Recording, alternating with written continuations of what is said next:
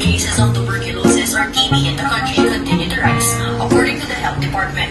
Chances of developing cardiovascular and pulmonary diseases, including tuberculosis. Experts persistently advise against smoking.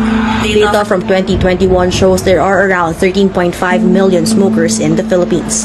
Dr. Rafi Daray of the DOH Diseases Prevention and Control Bureau shares his success story of how he quit smoking nearly 2 decades ago.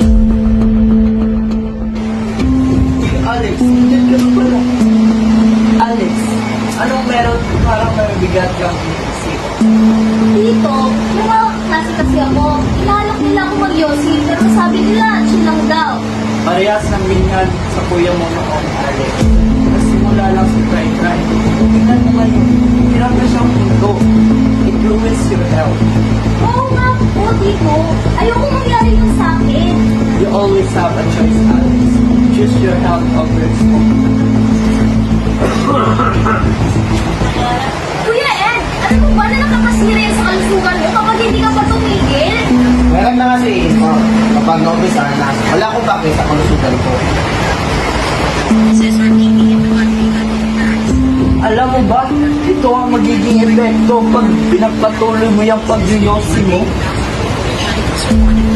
But in the first half of 2023 alone, more than half of it has already been logged. This equates to more than 247,000 total TB cases so far this year.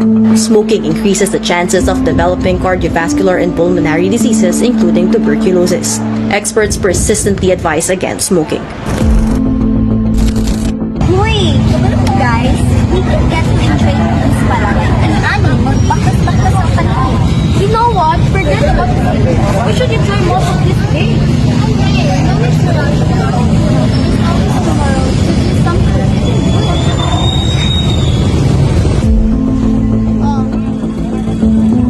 Wow! Proud kami sa inyo!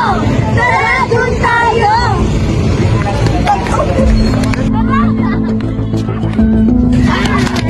Rooney, a walk in the park with the best kind of strategy. We should do this again. Next time we should watch movie. I vote for a horror film.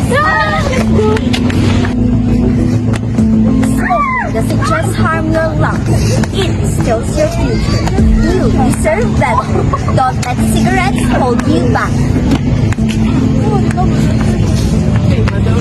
You don't need to smoke to feel cool.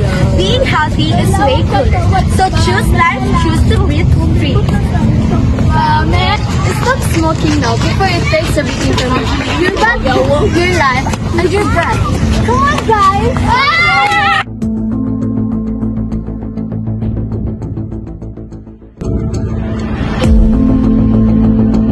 If you're struggling to quit, support is available. Visit your nearest health center today.